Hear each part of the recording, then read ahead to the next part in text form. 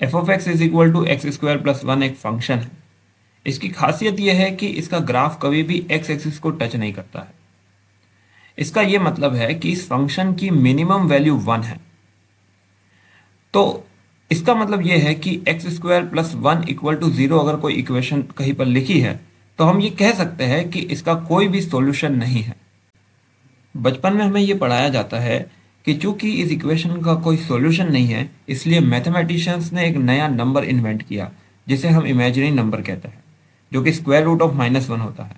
और उसकी मदद से उन्होंने कॉम्प्लेक्स नंबर का एक सेट डिफाइन किया और इस तरह जन्म हुआ कॉम्प्लेक्स नंबर की पूरी थ्योरी का। लेकिन क्या ये सच है? हमें टेक्स्ट बुक में इस गलत तरीके से कॉम्प्लेक्स नंबर को पढ़ाने की वजह से बच्चों को ऐसा लगता है कि कॉम्प्लेक्स नंबर्स बस मैथमेटिशियंस की शरारत है। आप खुद सोचिए कि एक फंक्शन कभी ज़ीरो नहीं होता है रियल नंबर पे, तो हम उसे ज़बरदस्ती ज़ीरो बनाने के लिए एक नया नंबर सिस्टम बनाते हैं। इस अधूरी जानकारी की वजह से ही कई सारे मैथ स्टूडेंट्स और यहाँ तक कि मैथ्स टीचर्स भी कॉम्प्लेक्स नंबर्स के साथ अनकंफर्टेबल होते हैं। उन्हें ऐसा लगता है कि इसका कोई एप्लीकेशन नहीं है, जबकि इसके पीछे जो मोटिवेटिंग प्रॉब्लम है वो बहुत ही खूबसूरत है और इसके एप्लीकेशंस की तो हम एक वीडियो में बात भी नहीं कर सकते। तो चलिए जानने की कोशिश करते हैं कि वो एग्जैक्टली क्या कारण था जिसकी वजह से मैथमेटिशियंस ने कॉम्प्लेक्स नंबर्स की थ्योरी को इन्वेंट किया था। अगर हम क्वाड्रेटिक फंक्शंस की बात करें तो या तो क्वाड्रेटिक फंक्शंस एक्स एक्सिस को क्रॉस करते हैं या फिर ऐसे भी क्वाड्रेटिक फंक्शंस होते हैं जो कभी भी एक्स एक्सिस को क्रॉस नहीं करेंगे। ऐसे केसेस में उन क्वाड्रेटिक इक्वेशंस का कोई भी सॉल्यूशन नहीं होगा। जैसे for example F of X is equal to X square plus one.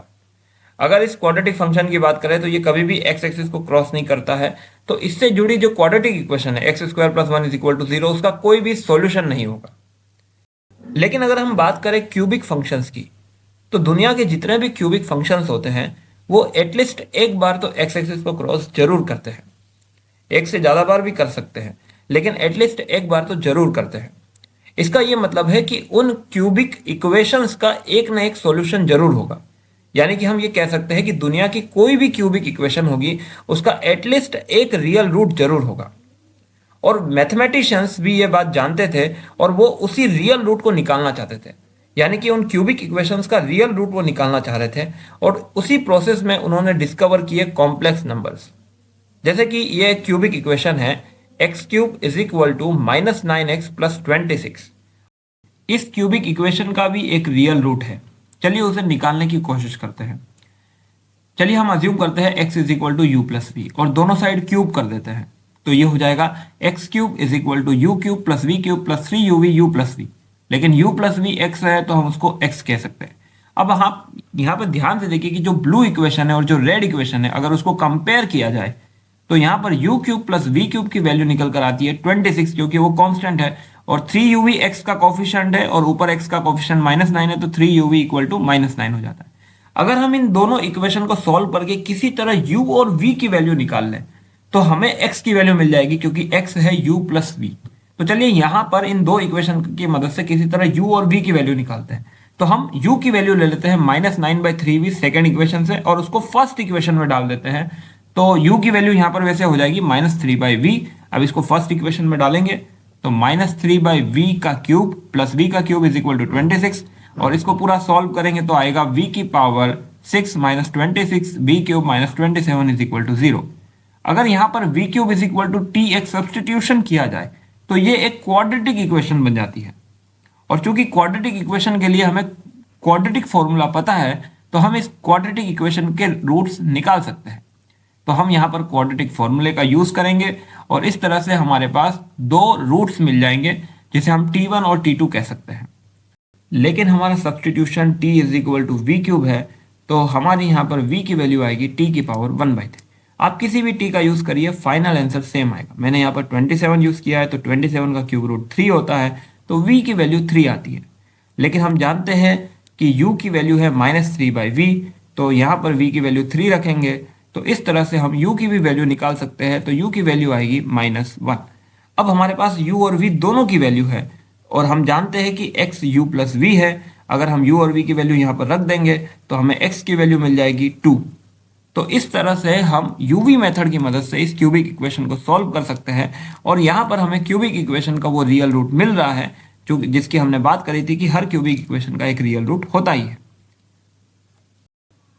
तो मैथमेटिशियंस क्यूबिक इक्वेशन को क्वाड्रेटिक इक्वेशन में बदलकर और क्वाड्रेटिक इक्वेशन से रियल रूट तक पहुंच जाते थे। लेकिन दिक्कत यह थी कि क्वाड्रेटिक इक्वेशन हमेशा सॉल्व नहीं होती है। कई सारी ऐसी क्वाड्रेटिक इक्वेशन होती है जिसका कोई रियल रूट नहीं होता है। उस समय इसे कहा जाता था नो सॉल्यूशन। अगर हमारी क्वाड्रेटिक इक्वेशन नो सॉल्यूशन कह रही है तो क्या क्यूबिक इक्वेशन का भी कोई सॉल्यूशन नहीं है? लेकिन ऐसा तो नहीं हो सकता क्योंकि क्यूबिक इक्वेशन तो हमेशा सॉल्व होती है। तो यहाँ पर एक काइंड ऑफ पैराडॉक्स साउंड हो रहा है। तो अगर हम ये चाहते हैं कि हमारा मेथड काम करे और क्यूबिक इक्वेशन से उस रियल रूट तक पहुंचे तो हमें यहाँ पर इमेजिनरी नंबर्स को रिकॉग्नाइज करना ही पड़ेगा। जैसे कि हम यहाँ पर एक एग्जांपल लेते हैं, X cube is equal to 15x+4 एक क्यूबिक इक्वेशन। यहाँ पर हम x की वैल्यू u प्लस वी लेते हैं और फिर से वही सब कुछ दोहराते हैं तो एक्स क्यूब हो जाएगा u cube plus V cube plus 3uv x compare करेंगे, u cube plus V cube की वैल्यू हो जाएगी 4, 3uv की वैल्यू 15 हो जाएगी। यहाँ से u की वैल्यू निकालेंगे जो कि हो जाएगी 15/3v, 3 से 15 को कैंसिल करेंगे तो 5/v हो जाएगा। इसको फर्स्ट इक्वेशन में रखेंगे तो 5/v cube plus V cube is equal to 4। इसको सॉल्व करेंगे तो v की power 6 minus 4v cube plus 125 is equal to 0, t equal to v cube substitution करेंगे और इस तरह से क्वाड्रेटिक इक्वेशन बनेगी। और जब हम यहाँ पर क्वाड्रेटिक फॉर्मूले का यूज करेंगे तो आप यहाँ पर देखिए कि स्क्वायर रूट के अंदर नेगेटिव बन रहा है। इसका मतलब है कि क्वाड्रेटिक इक्वेशन का तो कोई सॉल्यूशन नहीं है, पर आपकी क्यूबिक इक्वेशन हमेशा सॉल्व होती है और यहाँ पर भी x इज इक्वल टू 4 आपकी क्यूबिक इक्वेशन का सॉल्यूशन है। आप देख सकते हैं कि LHS है x क्यूब जो कि हो जाएगा 4 क्यूब 64 और RHS है 15x+4 जो कि हो जाएगा 64। तो इसका मतलब यह है कि आपकी क्वाड्रेटिक इक्वेशन तो सॉल्व नहीं हो रही है लेकिन क्यूबिक इक्वेशन का सॉल्यूशन है। तो इस वजह से मैथमेटिशियंस ने इन्वेंट किए थे इमेजिनरी नंबर्स और इसीलिए हम ये चाहते हैं कि दुनिया की सारी क्वाड्रेटिक इक्वेशन सॉल्व हो जाए। अगर दुनिया की सारी क्वाड्रेटिक इक्वेशंस को हम सॉल्व कर पाएंगे तो हम क्यूबिक इक्वेशंस को भी सॉल्व कर पाएंगे और उस रियल रूट तक पहुंच पाएंगे। तो अगर यहाँ पर हम इमेजिनरी नंबर्स का इस्तेमाल करें तो यहाँ पर t की वैल्यू बनेगी 2 + -11i और इस तरह से अगर आप यहाँ पे कॉम्प्लेक्स नंबर्स की थ्योरी का अपना यूज करेंगे तो v और u की वैल्यू आप निकाल पाएंगे और उस रियल रूट तक भी पहुंच पाएंगे जो कि है x इज इक्वल टू 4।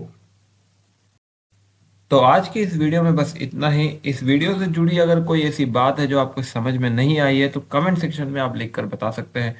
साथ ही साथ हमारे चैनल को सब्सक्राइब कर लीजिए, इस वीडियो को लाइक कर लीजिए क्योंकि जब भी आप किसी वीडियो को लाइक करते हैं उसकी रीच बढ़ती है।